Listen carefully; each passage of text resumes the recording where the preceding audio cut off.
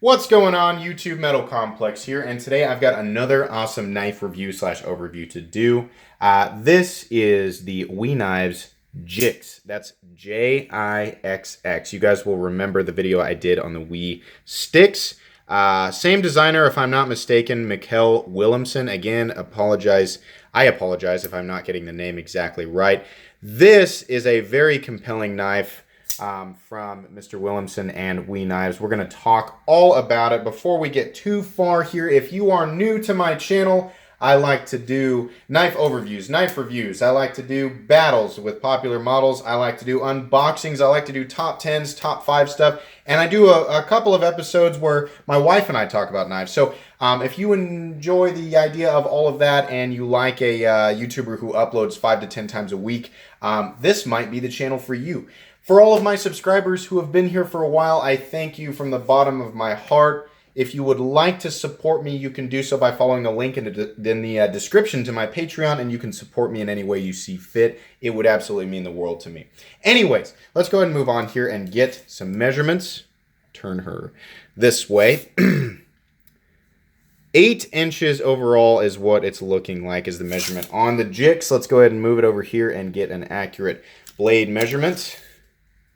From tip to scale, we're looking at 3.5. From tip to cutting edge, we're looking at 3.25. Interesting. Let's do some size comparisons here up against the Ontario Rat Model 1. The Rat 1 coming in at 8.6 inches overall, so you can see it's a little bit smaller there. How about up against the Spyderco Paramilitary 2? PM2 coming in at 8.3 inches overall. How about up against the Benchmade Griptilian, or in this case, the Ritter Hogue? 8 inches overall. There's a great size comparison for those of you wanting to know what knife it compares to best as far as the ones I do. The Benchmade Griptilian, very similar in size. Much more, blade there, though, than handle, as you can see. Last but not least, the Spyderco Delica coming in at 7 inches overall. Let's go ahead and weigh this knife. Let me give you a demo of the action here. That's right. That is an absolute free dropper. Beautiful. Okay, let me zero out my scale. I promise you I will get new batteries for this soon so you guys can read that a little bit better. Weight coming in at 4.9 ounces. Let's pick it up and put it on the other side and go again. 4.9 ounces, just shy of 5 ounces. This is not a weight that bothers me. It may bother you, but I think in terms of, this size for EDC is kind of where I like to be, and that weight gives me a positive feeling of solidity. It's right in the sweet spot for me, so thumbs up for me on size and weight. Let's do the paper cut test. As always, the paper cut test is not a definitive cutting test. It's just a way for me to give you an example of the edge right out of the box. By the way, this knife was provided to me by We Knives, the manufacturer, and to the pass-around group that I am involved in. So thank you very much. As always, I will try to not let that affect my review. It should be easy considering I don't get to keep the knife. Anyways, what I'm going to do here is I'm going to take a pass with the Paramilitary 2, the universal standard of sliciness, and then I'm going to take a pass with the Jixx, and I'm going to compare the two. Go ahead and take a pass with the PM2. Slicey as ever. This paper, if you didn't watch my last video, is actually thinner than the paper I have been using, and that's on purpose to detect imperfections a little bit better. We've got a actually, you know what? Let me clean that off just a little bit. Got something on the blade there. Don't want to mess up this test. A little bit of a recurve blade here, which actually should help draw the belly through the material. If I can hold this paper steady. A little bit of a hang up there. Let's try here. Yeah, there we go. That was more so what I was looking for. This paper is really difficult to get a hold of. Let's start from right here. Interesting. Well, we're hanging up on something, so let me grab another fresher piece of paper, and I will be right back. Okay, fresh piece of paper. Let's do the test over again with the PM2. I know a lot of people are like, I don't get anything about these cut tests anyway, so now we're wasting all this time on the cut test. PM2, slicing through that just fine. Let's try the Jixx. Still a little bit of hang up there. This knife is a lot thicker behind the edge. Oh, there we go. We're getting a decent slice there. Okay, so let's show these two up close. First cut, there's the first cut with the Jixx. This cut out here is the PM2. First cut with the Jixx, you can see there it caught into something. Second one was better. My guess is it's getting hung up where the thickness behind the edge changes up here. My finger, it's got a plenty sticky edge, but it's definitely thick behind the edge. So I don't think that this knife is going to be a slicing machine, but it might also be, yeah, it's slicing. It might also be that I'm not holding it correctly and don't have a lot of experience with recurves. You know, it's easy to draw the belly of a regular non-recurved knife and non-compound ground knife through material, but that might be user error there. So truthfully, it's feeling like 60 to 65% of the PM2 in terms of resistance that it's giving me, but that might be an inconclusive test because I may not know exactly what I'm doing there. The blade is certainly aesthetically pleasing. It's interesting. This knife kind of looks like I don't know how to pronounce this. The kukri, I don't know how to pronounce that. The fixed blade that's curved, and I honestly don't even know what that knife is designed for. You guys can tell me in the comment section, but that's what it looks like here with this curvature. This knife comes in 3 different configurations. It comes in black titanium on the bolster with black G10. It comes with black and tan, which is what this is, and it comes with black and OD green. The blade steel on this knife is M390, which we might be able to see. Let's look around the blade. I'm not seeing anything. Oh, there we go. Itty bitty little text right there. You can just barely make it out. M390 there. So it's M390 steel running on bearings with bronzed hardware, a blackened or black washed titanium bolster, and a G10 scale. I believe this knife runs $239 on Blade HQ. So you're looking at about the same cost as the ZT 0562, in between the 0562 and the 0562 CF. So anyways, taking a look at this blade here, we have a compound ground Spanto style recurve with a huge flat, almost 50%, but at 40, it's like 45% the height of the blade there. Blade thickness looks to be pretty stout. Let's compare it to, if I can, let's zoom there. Let's compare it to the PM2. PM2's blade thickness is 145 thousandths. It looks to be a little bit thicker, so anywhere between 145 and 155 thousandths is my guess. I really need to get a tool to measure that. You have a nice slot that serves as a great means of deploying it in reverse. It works in the standard flick position, but it's just a little bit harder. It's easier for me to deploy it like this or to deploy it with the flipper tab. Absolutely. The flipper tab is just amazing. We'll get there. The finish on the blade is very similar to Rick Hinderer's working finish. It sort of looks like concrete, much heavier and much less reflective than a standard stone wash, but it looks really nice. I am not a big fan of recurves. I definitely would have preferred this to just be straight, but some people really like it, and that's kind of a preference thing. Moving back here to the scales, you have a much better chamfered bolster than the sticks. You've got a nice presentation side pivot. You have a forward choil here, which is just perfect, like buttery perfect to get your finger in the choke up position. I love that.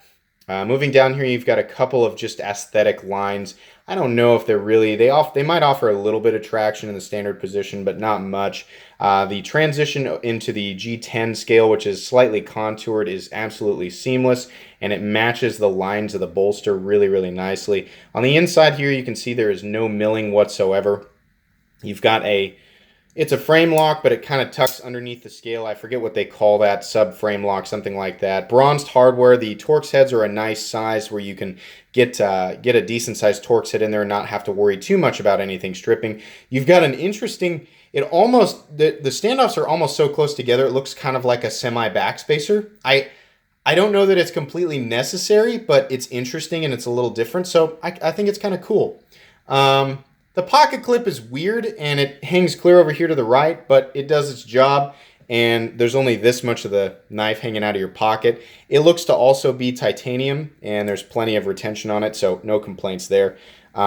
This knife does have a steel lock bar insert that's kind of tucked away in there. You can't see it. It also acts as the over travel stop. The knife came perfectly centered. It locks up at what appears to be about 20 to 25%, so plenty early. No blade play up, down, left, or right, so that's excellent. You've got the adjustment side of the pivot over here, and you can see everything's bronzed, even the lock bar insert screw. So really great. There's no jimping up on the spine, which I find interesting. I really would have liked to have a little bit there, but I don't know. As far as the flipper tab goes, it's extremely comfortable. There is no hot spot down here in the landing area. And let me tell you, not only is the fall shut action on this really satisfying, the detent in relationship to the flipper tab is perfection.